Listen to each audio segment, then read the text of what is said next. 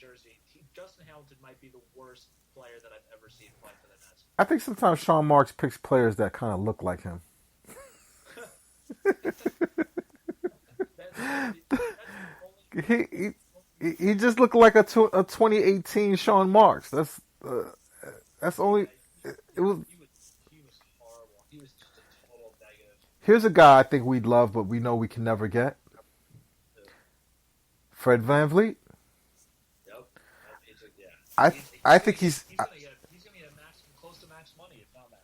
he's gonna get max money from the Knicks maybe, and he's gonna share a backcourt with Chris Paul, and it's gonna be the most hilarious failure that's ever happened. I swear to God, I've been getting arguments with Knicks fans. If the Knicks would try to just like sign guys this summer instead of pulling a Marks and using the cap space to get assets, it's like I would have like. You got to give up. I mean, I think this Leon Rose regime is already a disaster, as we've talked about. But like, if they actually are trying to make winning moves this summer instead of like, All of these guys are transactional on the Knicks. They're agents. Agents aren't in the mode of, hey, we're gonna get these 3 kids and we're gonna let them tough it out and figure it out and grow into their bodies. By the second year, we'll use all these draft picks, or we'll package some of them, and we'll bring in a player that is young and that will steal from some team that maybe has 2 of his position or something like that, and we'll just recycle these guys and stash some guys in our G League. No, none of that shit is happening. They might not be able to do it, but they're really going to trade for Chris Paul. And if they trade assets for Chris Paul is supposed to come with a draft pick. You are not supposed to trade for Chris Paul. If they trade for Chris Paul and then sign Fred VanVleet, I would not be surprised at all, because they're agents.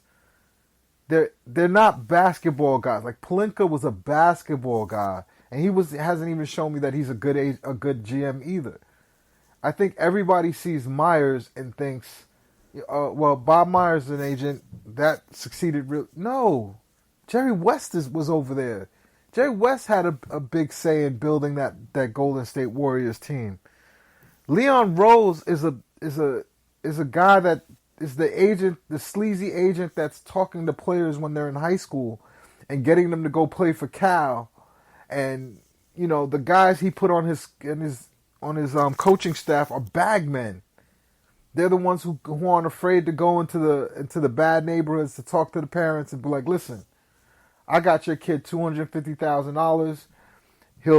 His Nike shoe is already being designed. Like, that's the last thing that the Knicks need. The Knicks need dudes who know how to build an organization, who know how to recognize value. They're just going to get Chris Paul over here. They're going to get to the playoffs. They'll get an 8 for a 7th seed or some shit like that. And we're going to punish them in the playoffs. And that's when everybody will wake up from the dream of Chris Paul being something special, and that Leon Rose is going to do anything. And it's not because we're both Nets fans and we do a podcast. I'm saying this because I've said plenty of times when I thought the Knicks have done great things or done good things. And I've never liked this hiring. I don't like the mindset. And with that, let's get back to these free agents. Bogdanovich, what do you think of him? I like him, but I don't think the Nets have too many guys that basically do it. What do we want with Bogdanovich? Like, that does nothing for us. Okay. Etuan Moore. Nah, I would have wanted him to be a Net a couple of years ago. Now I don't know. Nah. Kentavious Caldwell-Pope. No. No, KCP. Joe Harris. That's a must. He's not going anywhere, Nets fans. Listen to me now. Believe me later.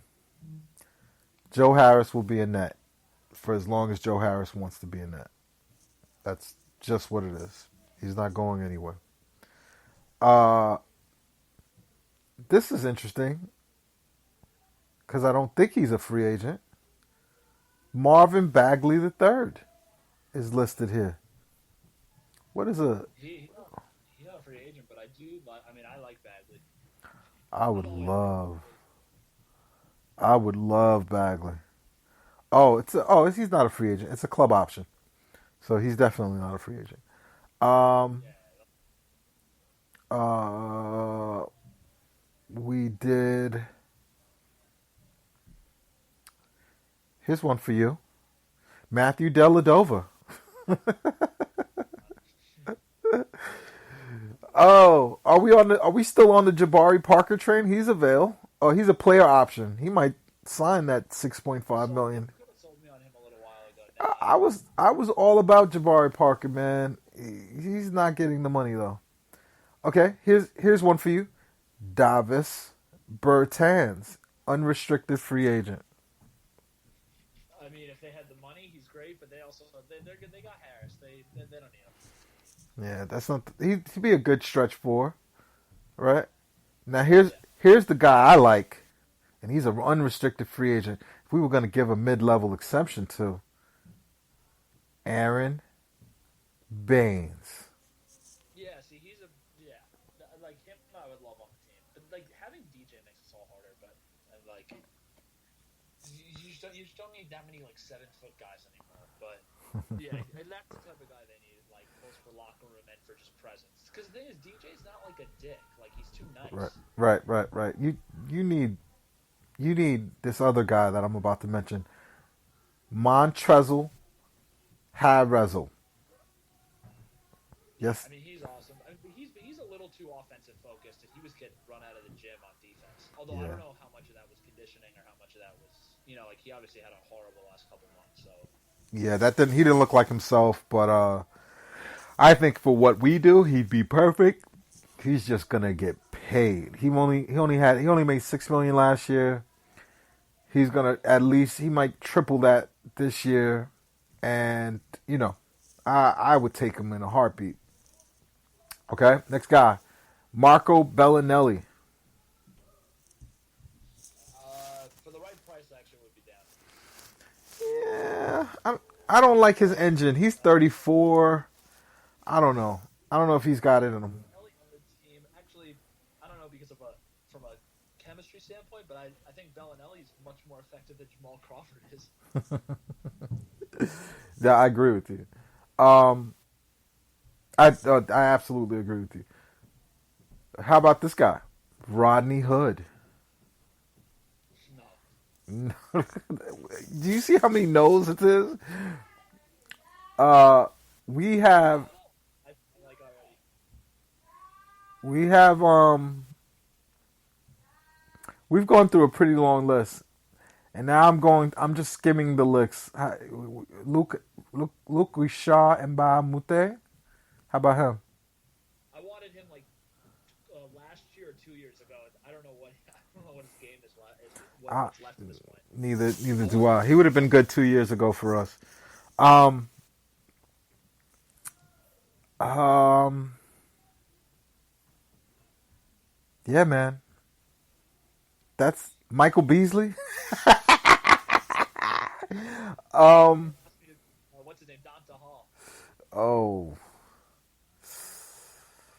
yeah, Donta Hall. The whole bubble team. Get that crew back together. Yeah, I never want to see that. Justin Anderson is is available. Yep. Oh, here's one that's interesting to me, but he's a center. But he's interesting to me. Justin Patton, that kid, I feel like I liked him coming out of I college. liked him out of college, and when he was part of the Butler trade, I thought that was going to be a nice asset. But he's never healthy. He's had like the foot issue, right? Yep, yep.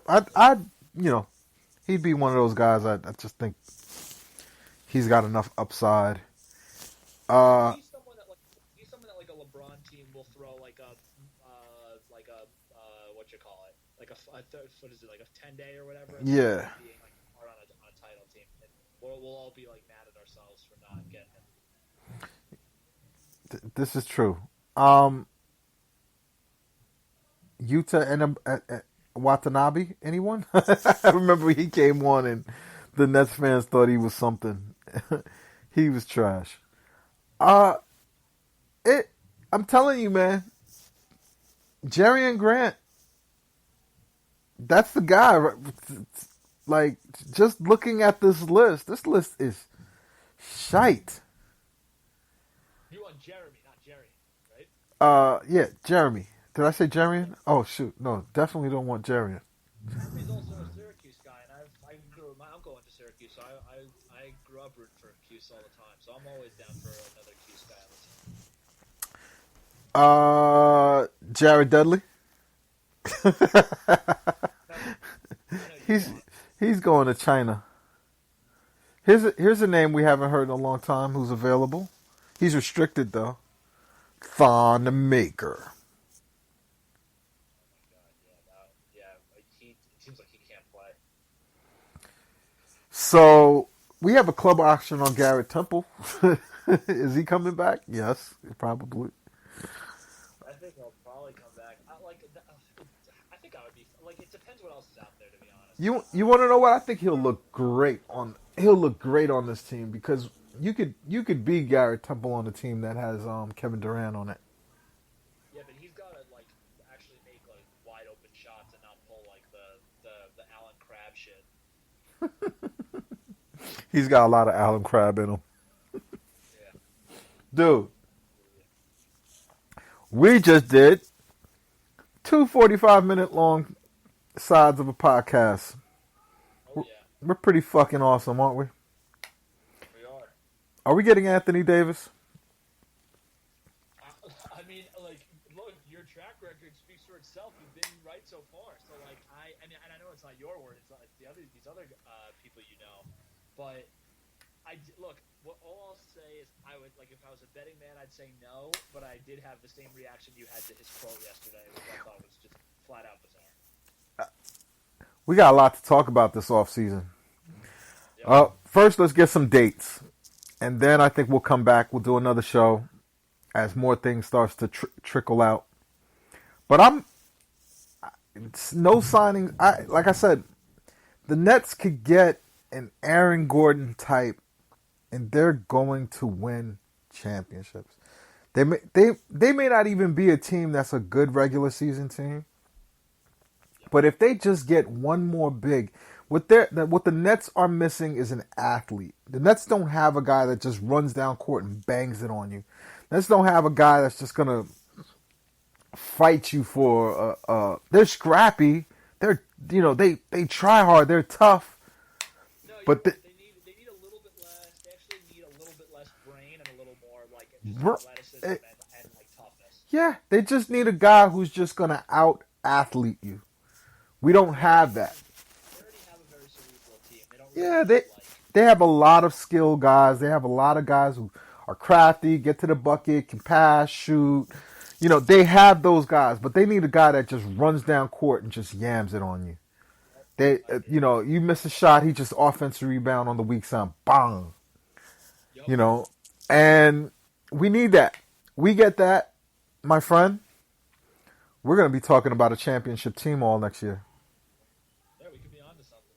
Are you ready?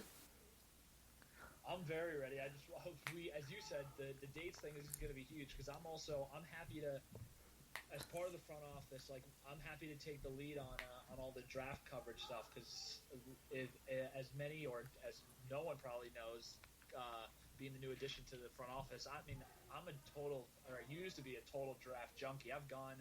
I don't know how many I've actually gone to in person, maybe like 12 or something like that. So I'm all about it.